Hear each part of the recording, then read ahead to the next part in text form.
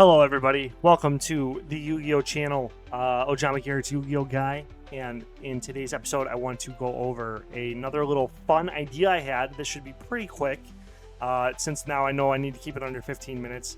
And this is the 2010 Edison deck, best deck ever made.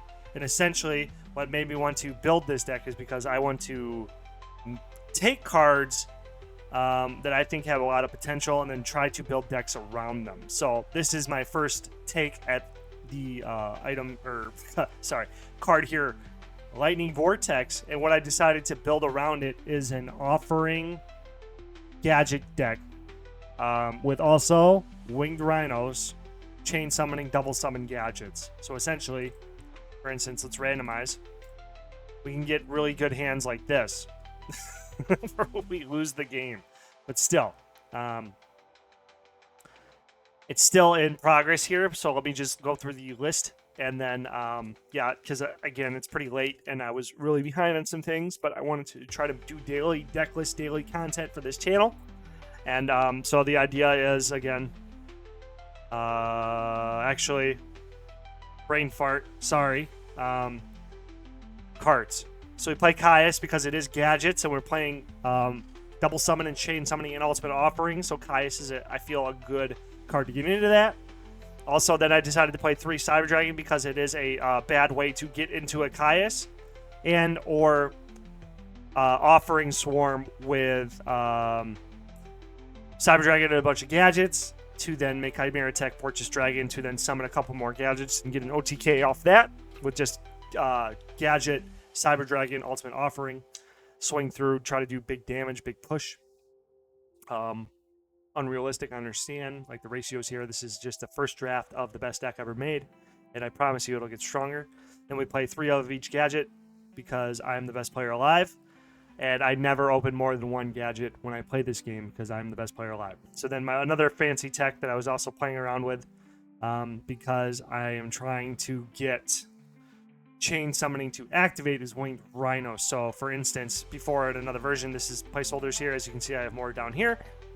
Depending on how I finish the ratios out, I would activate a Jar of Greed to then trigger winged rhinos, which would give me chain link 2, which then would allow me to chain summoning, and then allow me to have 3 normal summons, which then I would be able to go into like gadget, and be the best player ever. And have 3 gadgets on the field at the same time, or go into something like Gadget, Caius, Gadget, because I'm the best player ever, or Gadget, Caius, because I also, again, cannot understate how good of a player I am and how often I have these types of things in my hand at all times, because if you've ever played the Yu-Gi-Oh against me, I do always have the right combination of cards in my hand, no matter what I'm playing, because that's just the type of guy I am. So, moving on. That's why I played the winged rhinos. Again, this is just a theory craft. Haven't really been able to flesh it out, play test it too much. But I'm just trying to get you a daily deck list. So sorry. Then we play 3 of chain summoning because this is the best card ever made. Obviously, being able to summon more than once a turn. Normal summon once a turn. I'm not a pathetic coward who hides behind special summonings and combos like other players in this format and other formats do. I am a high-class citizen who prefers to normal summon cards. So this is why we play 3 chain summoning. And if you can resolve this, I have a feeling a lot of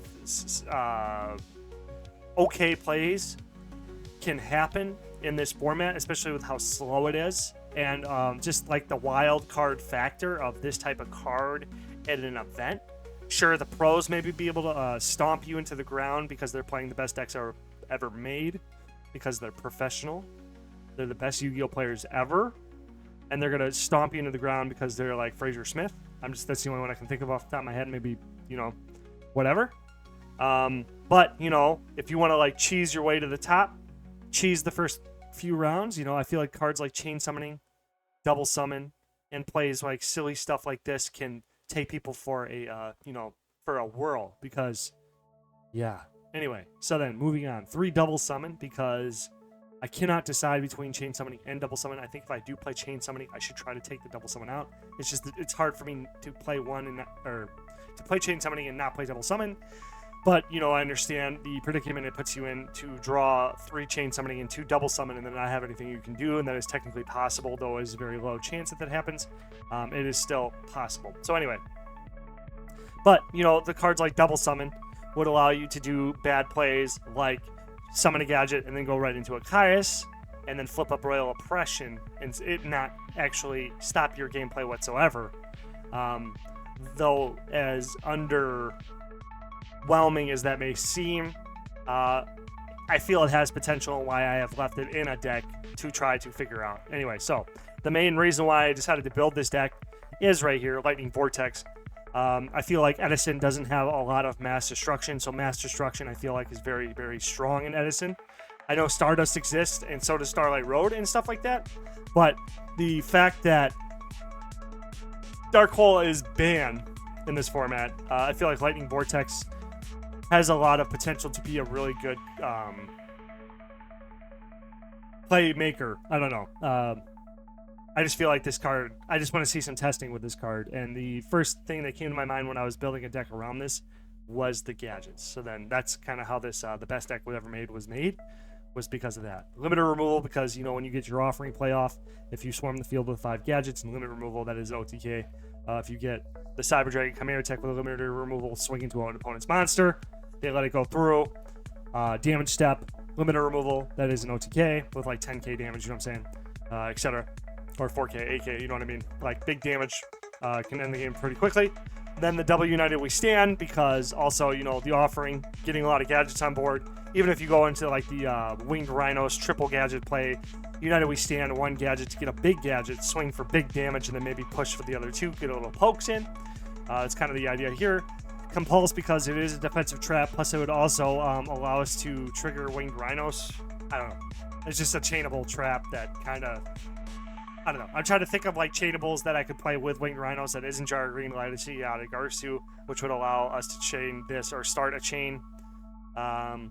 Or for instance, maybe summon Caius, chain Compulse, put Caius back in your hand, then chain summon again, so then you can bring Caius back out to the field, stuff like that. That's kind of what I was thinking there. Jar of Greed, Legacy out of Garsu, because again, you know, it's just a decent draw. It's not a great card, it's not a bad card, but it does play the Winged Rhinos, and it gives us our chain links for potential chain links for chain summoning. Then Royal Oppression, because we do not special summon. So this card, I feel like this deck can just win with this card and still be able to play the game. And then 7 tools of the Bandit, which kind of feels silly that I don't have Judgment in here, but 7 tools to stop Starlight Road, stop Judgment, stuff like that. I feel like this is a very, very underutilized card in this format, and I feel like it's pretty strong because paying life points to stop like a Regeki Break or a Phoenix Wind Blast, I feel like this would be a very, very fun card to go into stuff with. Yeah.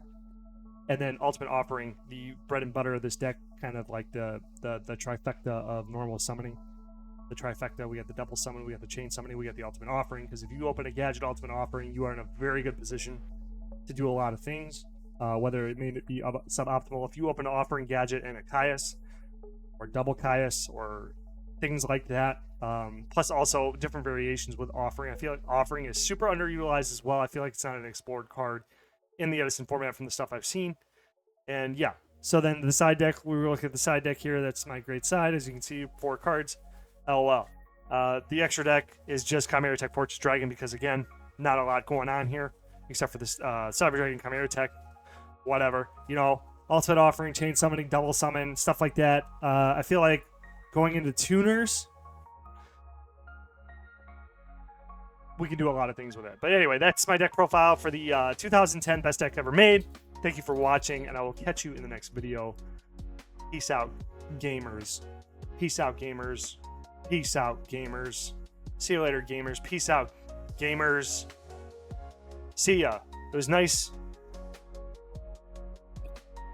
seeing ya, gamers. I'll catch you later, gamers.